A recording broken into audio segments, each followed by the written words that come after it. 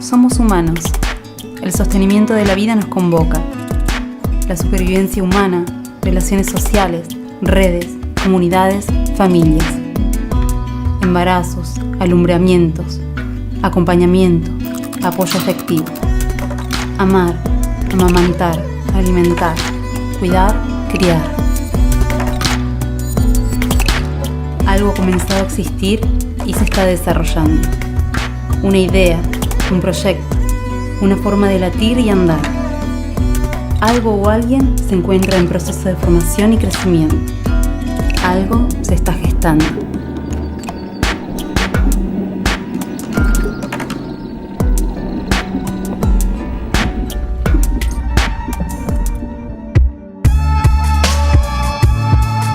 Más allá de las actividades, oficios o profesiones desarrolladas cotidianamente por cada persona, la manipulación de alimentos es una acción realizada diariamente por uno u otro integrante de las familias o unidades domésticas.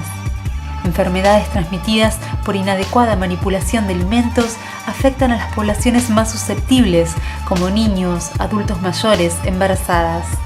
Además de causar malestar a quienes las padecen, pueden también tener consecuencias graves a corto o largo plazo, tal cual puede ser el comportamiento del síndrome urémico hemolítico.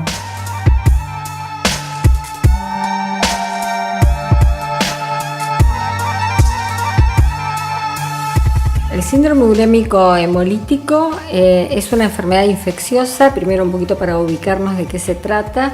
Está producida por una bacteria. En la mayoría de los casos esta bacteria es la Escherichia coli y lo que hace es producir una toxina o una sustancia peligrosa que es la responsable de los síntomas. Síndrome quiere decir eso, un conjunto de síntomas, ¿sí? Y en este caso, cuando hablamos de síndrome urémico hemolítico, hablamos de la presencia de 3 síntomas que caracterizan a la enfermedad, que son la presencia de anemia, ¿sí? Los niños que se enferman se ponen anémicos, es decir, hay destrucción de glóbulos rojos y esto hace que se puedan presentar con palidez, ¿sí? En la carita, en el resto del cuerpo. También hay destrucción de plaquetas, que son unas células que intervienen en la coagulación y por eso es que puede haber algún trastorno de coagulación, que puede ser desde pequeñas manchitas en la piel o hasta la presencia de hematomas. Y hay compromiso de otros órganos. El que está involucrado habitualmente es el riñón. Siempre el riñón se afecta de manera que empieza a trabajar menos de lo que lo hace habitualmente y esto lo podemos evidenciar a través de que los niños empiezan a orinar menos y hasta dejan de orinar. Este compromiso es la insuficiencia renal que genera. Esa es la tríada característica de este síndrome, ¿no? Dijimos que es una enfermedad infecciosa, está producida por la Escherichia coli, que a su vez después, una vez que ingresa al organismo, lo que hace es producir una toxina que es la responsable de los síntomas. La toxina se conoce como gigatoxina, ¿sí? Y la bacteria esta se encuentra en los animales. El reservorio de esta bacteria está fundamentalmente en el ganado y especialmente en el ganado bovino, ¿sí? Entonces eso hace que esta enfermedad sea una enfermedad zoonótica porque el reservorio está dentro de los animales, pero también es una enfermedad transmitida por los alimentos. ¿Por qué? Porque la mayoría de las veces esta bacteria se adquiere a través de un alimento que está contaminado ya de por sí, digamos, o que se contamina durante la elaboración de los alimentos en forma de contaminación cruzada. La mayoría de los niños presenta unos días previos a instalar estos síntomas de la anemia, la plaquetopenia y la insuficiencia renal, empiezan con un cuadro de diarrea, de dolor de panza, con muchos cólicos, retorcijones, a veces está acompañado de vómitos, puede haber fiebre, ¿sí? Y esta diarrea, que al principio es una diarrea común, digamos una materia fecal blanda común, muchas veces evoluciona hacia la presencia de sangre. Esta diarrea sanguinolenta es bastante característica del síndrome urémico hemolítico. Esta gastroenteritis es producida por la bacteria Escherichia coli, que es la responsable de la enfermedad. La gran mayoría de los niños que adquieren una infección por esta bacteria va a evolucionar en forma espontánea, solamente con un tratamiento sintomático, va a evolucionar bien, se va a recuperar. pero hay un porcentaje que es pequeño, que es de alrededor de un 10%, que puede enfermar y ir hacia el síndrome urémico hemolítico. Así que la idea es poder detectarla en esta fase de la gastroenteritis aguda que presentan los niños.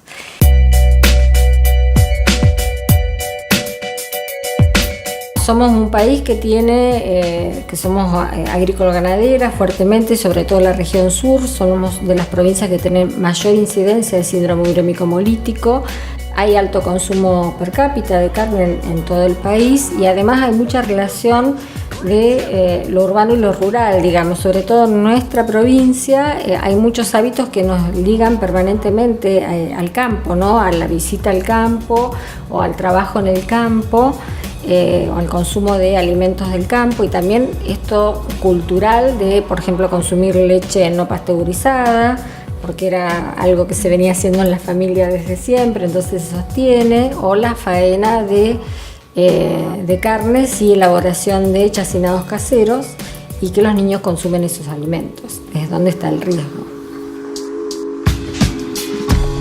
Una metodología de trabajo conjunto e interinstitucional que incluya una modalidad informativa y preventiva orientada a empoderar a la población destinataria parece ser la clave para abordar responsablemente tal problemática.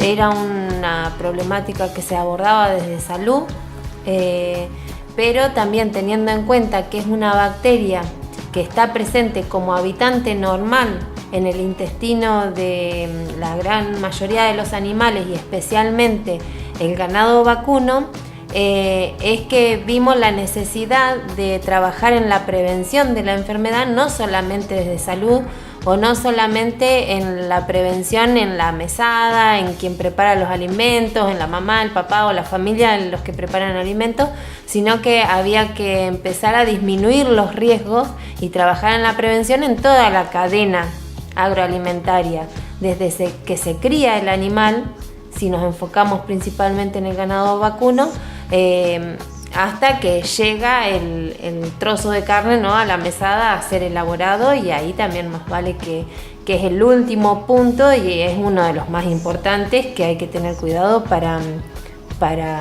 prevenir la enfermedad. Entonces en ese momento se comenzó a trabajar el tema desde una mesa que ya estaba formada, es una mesa interinstitucional porque está formada por el Colegio de Veterinarios de acá de la provincia de La Pampa, el INTA, SENASA, que es la Regional La Pampa San Luis, y el Ministerio de la Producción y el Ministerio de Salud a través de la Dirección de Epidemiología. Entonces se puede llegar a otro público también, que más que nada por las prácticas habituales que se tienen acá en la provincia de La Pampa y la cercanía con el ámbito rural que todos tenemos, así sea familias que viven en Santa Rosa, tienen algún familiar o ellos frecuentan el ámbito rural, se empezó a trabajar de esta forma en la prevención del síndrome urémico, ¿no? Hace 2 años aproximadamente empezamos con trabajos también en supermercados, en capacitaciones con carniceros acá en la ciudad de Santa Rosa, como para replicarlo en otros ámbitos también del interior. Y bueno, y después en todas charlas o rurales donde hay concentración de gente, productores agropecuarios y demás, se trata de instalar el tema para que muchos lo conozcan, ¿no? Se hicieron capacitaciones con carniceros y la verdad que sí, que se vio una respuesta desde el otro lado de que había cosas que estaban haciendo mal y ellos asumen tal vez la posibilidad de un riesgo tanto a la población a la que le está vendiendo la mercadería como a su propia familia, ¿no? Si es de elaboración propia o familiar. Es lo que nosotros decimos. Hay mucha gente que hace faena para uso familiar, ¿no?, propio. Y entonces tienen que conocer qué cosas, por ejemplo, al momento del cuereado, cuidar de higiene, extremar las medidas de higiene al momento de cuerear el animal para disminuir las posibilidades de contaminación en la carne. Y que ellos sepan que un mal hábito de higiene en esos momentos puede implicar una enfermedad en alguno de sus familiares. Por ahí la gente no lo conoce y de esta forma ya comienza a trabajar metódicamente para evitarlo, ¿no?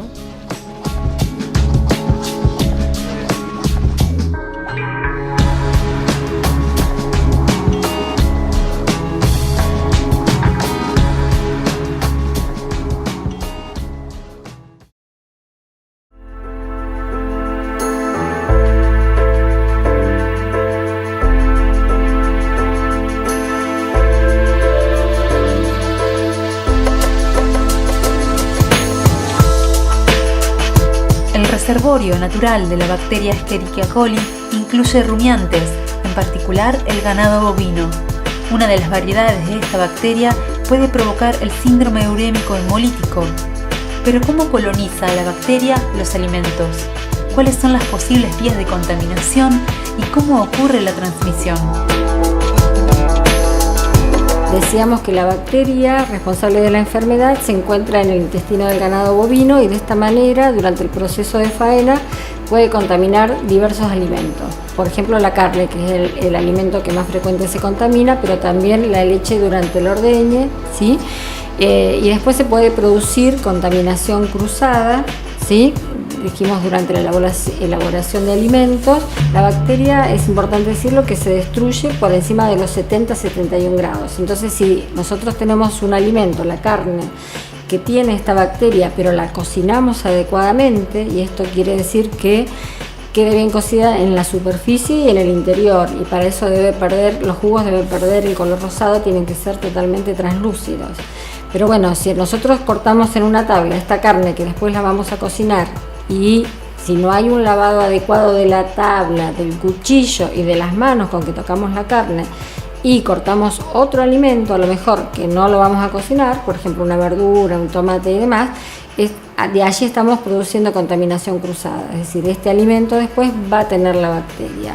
Y también es importante saber que hace falta muy poquita cantidad de bacteria para producir la enfermedad. O sea, nosotros nunca vamos a ver un alimento que pueda tener la bacteria y que lo vamos a ver feo, o que lo vamos a ver que tiene olor fuerte, o sea, que tiene alguna característica que nos haga sospechar. No, las características del alimento siguen estando intactas, ¿sí? No hay forma de que uno pueda saber si el alimento lo tiene o no lo tiene. Entonces, volviendo, la carne es uno de los alimentos involucrados. Los lácteos, si no son pasteurizados, también puede entrar la bacteria. El agua, cuando no es segura, y ahí vamos con que el agua tiene que ser, para que sea segura, digamos, tiene que ser de red, porque está potabilizada.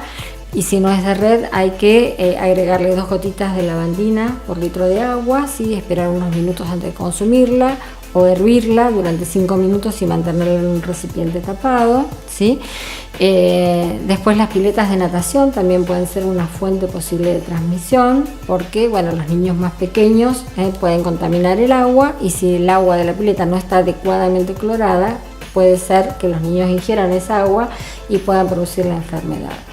Con respecto a alimentos, decíamos antes que las faenas caseras, la elaboración de chacinados, de fiambres, ¿sí? También es un alimento de riesgo para los niños, por eso la recomendación es que los menores de 5 años no consuman este tipo de alimentos, que es algo habitual en nuestra provincia, ¿no? También es importante decir que las personas, los seres humanos, también tenemos en nuestro intestino, podemos tener en nuestro intestino esta bacteria. Y tal como mencionamos antes, por contaminación cruzada, si cuando uno va al baño, ¿sí? O cambia pañales, ¿sí? O antes de preparar alimentos, si no hay un lavado adecuado de manos, ¿sí? Podemos transmitirla de las manos a los alimentos, ¿sí? También de esa forma puede llegar. Ya que resulta inviable detectar la contaminación por medio de los sentidos, en especial aquella producida por bacterias, es fundamental para abordar la problemática considerar e implementar exhaustivamente las medidas de prevención y recomendaciones sugeridas. Lo que proponemos es, para el ámbito rural, que extremen las medidas de higiene en el lavado de manos cuando se entra al hogar, que se cambien la ropa que traen de trabajar afuera, cuando entran al grupo familiar, a la casa, que se cambien esa ropa, más que nada el calzado también, donde se puede transportar la bacteria. Lo del consumo de la leche debidamente pasteurizada, el consumo de agua que sea segura, que si no es de red, que sepan que se puede hacer segura colocando 2 gotitas de lavandina por litro de agua o hervirla durante 5 minutos. Que sepan que la carne hay que cocinarla debidamente, evitar esto de la contaminación cruzada de los alimentos al usar un cuchillo que se usa o una tabla para cortar carne cruda, no usarlo para cortar un tomate que después no se va a cocinar, sino que la bacteria va a quedar ahí intacta. También lo de las piletas de natación, evitar controlar que estén bien cloradas. Para la prevención de esta enfermedad y de otras también que se transmiten por alimento, además de las prácticas de higiene, es necesario tener en cuenta que cuando un alimento ya se dejó de consumir, no dejarlo a temperatura ambiente arriba de la mesada o adentro del horno o en algún lugar, sino que ese alimento que está cocido también debe ir a la heladera. O cualquier alimento que esté congelado, cuando se lo saca para descongelar, se debe descongelar en el microondas o dentro de la heladera. Tampoco se descongelan los alimentos a temperatura ambiente. Y también es muy importante tener en cuenta la disposición de los alimentos dentro de la heladera. Cuando nosotros colocamos carne en un estante y abajo hay verduras o frutas, corremos el riesgo que esa carne, que puede ser de vaca o puede ser pollo, elimine el jugo y esto se derrame sobre la verdura o fruta que después se va a consumir cruda. Si bien esa verdura o fruta también lo que se recomienda es lavarla cuidadosamente y con agua segura, o puede caer ese jugo también sobre un alimento ya cocido y se está contaminando nuevamente. Entonces es muy importante la disposición de los mismos adentro de la heladera.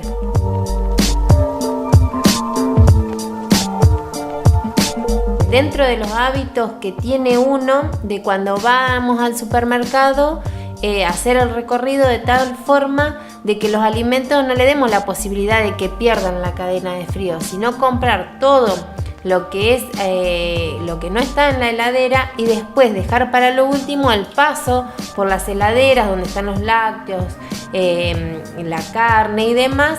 Eso sería para el último porque después también estaríamos demorando en la caja. Cuando vamos a comprar alimentos, sabemos que hay alimentos que tienen una procedencia segura y son los que tienen un rótulo o una etiqueta donde figura quién es el establecimiento elaborador y donde tienen un número que lo hace responsable y que está inscrito en algún lugar para su habilitación para elaborar ese producto. Entonces es una forma de estar seguro de lo que estamos comprando.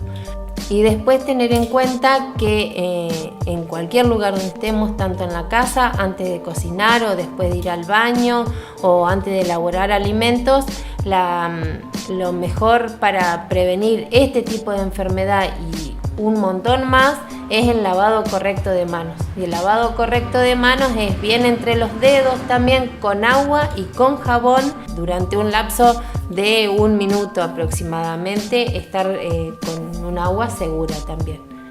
El alcohol en gel es en casos de que no tengamos la posibilidad de lavarnos las manos con agua y con jabón y que estemos tal vez en la calle. Y bueno, es una forma de disminuir la cantidad de bacterias que tenemos en las manos.